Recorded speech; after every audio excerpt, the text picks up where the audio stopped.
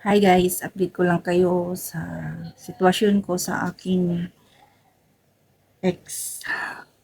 Hindi naman siguro masama kung mag-update, 'di ba? Kasi karapatan ko 'yan, channel ko 'to. So, bago kayo ma ano, sa mga bago diyan, baka naman baka naman subscribe niyo muna yung channel ko.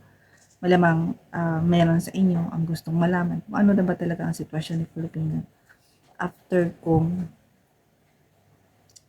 makareceive ng message sa kanya, kung nakareceive na naman ba ako ulit.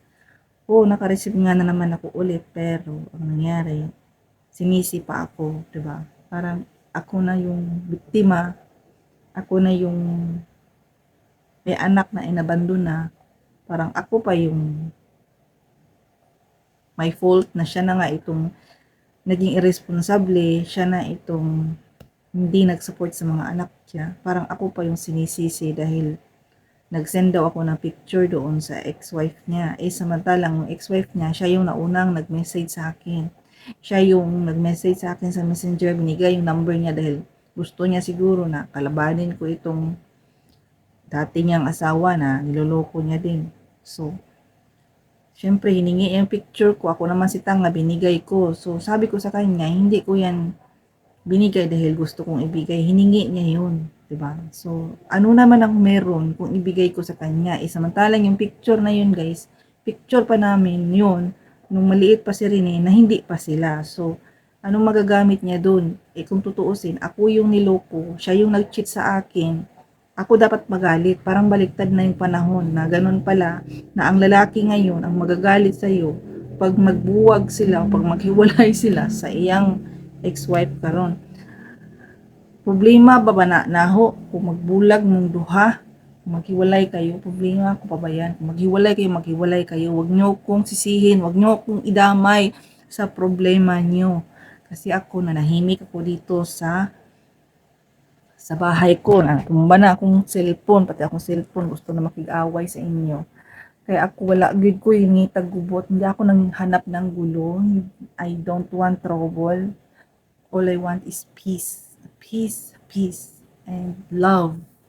So, dahil nga meron na akong love, meron na akong peace, meron namang gustong guluhin yung aking love and peace. Kaya saan ko ba ilulugar ang sarili ko sa inyo? Ginulo nyo ako, nanahimik ako dito, may sarili akong pamamahay. Hindi ako nagpapalimo sa kanya. Natural, kung halimbawang hingian ko siya ng suporta dahil anak niya at responsibilidad niya, yung mga anak namin dalawa. Naalagaan ko ang sarili ko, hindi ko pinabayaan. Kita inyo yung size ko, XL yan, guys. So, huwag kayong mag-alala sa akin dahil matanda na rin ako. Hindi na ako bata na para sabihan nyo kung alagaan ko yung sarili ko. Siyempre, alagaan ko nga yung ibang tao. Sarili ko pa kaya. So, para sa akin, wala siyang karapatan sisihin ako. Wala siyang karapatan na sisihin ako kung anumang merong nangyari sa kanila dahil siniksik nila ako sa gitna ng problema nila. Tapos ako yung mahuhulog sa alanganin. Yung babae naman, sabi niya sa akin, iniwalayan daw niya dahil hindi daw niya kaya, na hindi inabandona daw yung mga anak ko dahil ina rin daw siya. Pero nung nalaman niya na kinausap ko na yung dati niyang asawa na ex-fiancé ko, na kung saan nag-cheat ito sa akin para lang siya ang pagtuluyan, tas yun pala niloko lang din niya. So 'di ba? Parang may something, 'di ba? May foul doon na ako yung nauna, ako pa yung nasisi, ako pa yung may kasalanan. Parang mali talaga yung mga pangyayaring ganun. Pero basta ako, tahimik lang ako dito. Hindi ko nga sabi ko, parang anong nagawa kong mali sa inyo para ganituhin nyo ako, na sa dami-daming luha, dugot, pawis, ang binuwis ko para lang mabuo ko itong katahimikan, yung pagmamahal na nakamtan ko dahil mayroon na nga akong partner ngayon. Tapos, guguluhin na naman ako. Hindi ko deserve yung ganun, guys. Parang, for what pa, di ba? Para sa akin, sabi ko sa kanya, hindi ko isasara yung pintuan na para ikaw ay isang ama. Kung aangkinin mo pa rin yung mga anak ko, wala na akong pakialam doon. Nasa sayo na yan, hindi kita guguluhin, hindi kita awayin. wag mo lang akong bigyan ng problema, wag mo lang akong bigyan ng gulo sa buhay kasi hindi kita ginugulo. Hindi niya ito maintindihan, guys. Nilalabas ko lang yung pakiramdam ko para ma-update ko kayo kung ano na ba talaga yung sitwasyon ko. For sure, kung mayroong makakapanood nito na Pilipino din, kapwa natin Pilipino, tapos marinig niya, ipapatranslate niya itong sinasabi ko. Minahal ko siya, oo, hindi ako. Hanggang ngayon, mahal ko pa rin siya dahil ama siya ng mga anak ko eh. Kasi hindi naman yun basta-basta maalis yung pagmamahal natin sa isang tao.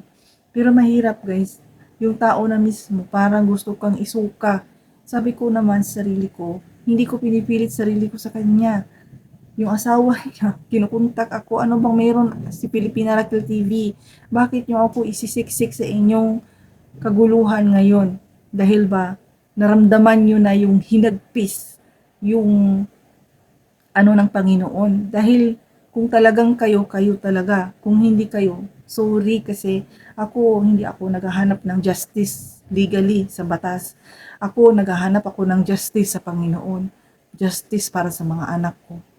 Na kung saan, ano, um, kinakaya ko lahat, kahit ano man ang pasukin ko, para lang mabuhay mga anak ko.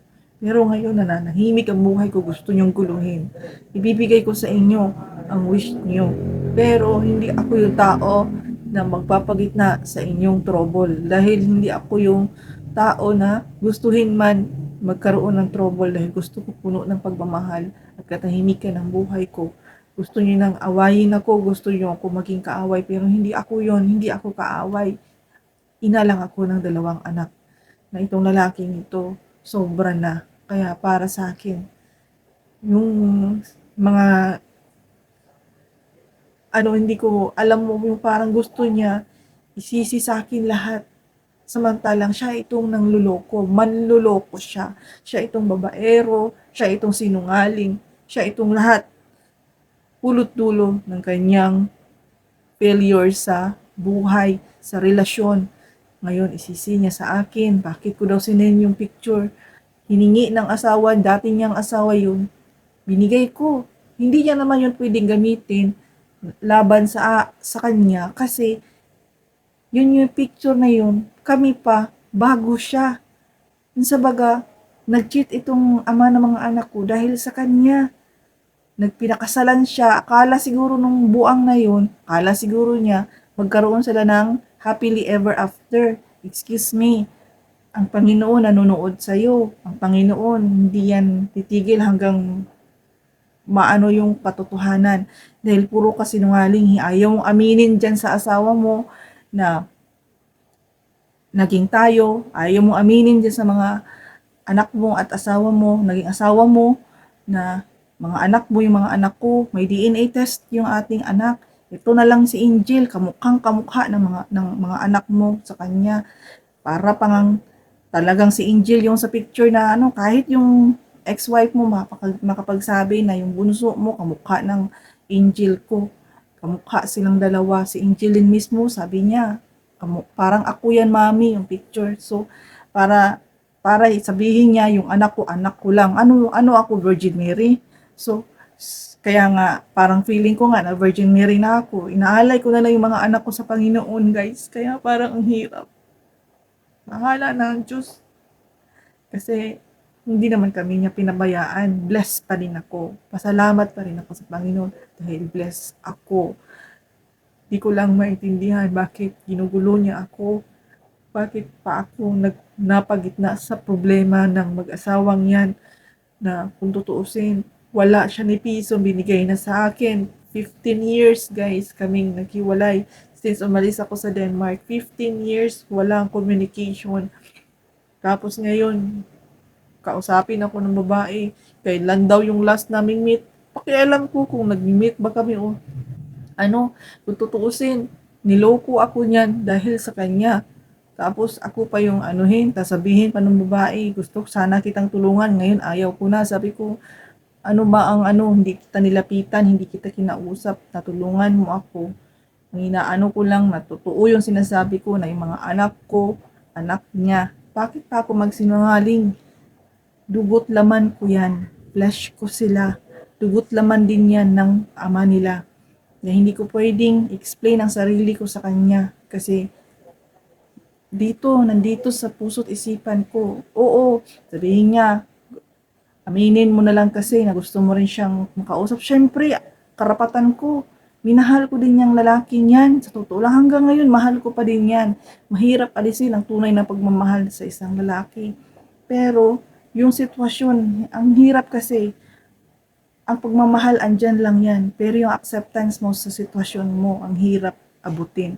Itong nasa sitwasyon ko ngayon, na acceptance lahat, kung anumang meron ako, dahil ito sa sakripisyo ko sa sarili ko. Kaya, kung mapanood man nila ito, bahala na sila dyan. Basta ako, andito lang ko, tahimik lang yung sarili ko, tahimik lang yung buhay ko. Hangad ko pa rin na magkaroon ako ng buong pamilya, magkaroon ako ng asawa, sacred yung buhay ko, hindi ganito, hindi magulo. Ayaw ko nang may nangangabit, kinakabit, at niloloko, sinungaling katulad niya. So ito na lang yung masasabi ko sa kanya. Good luck to your journey in life. This is me, Filipino Record TV, signing off guys. Bye. Peace.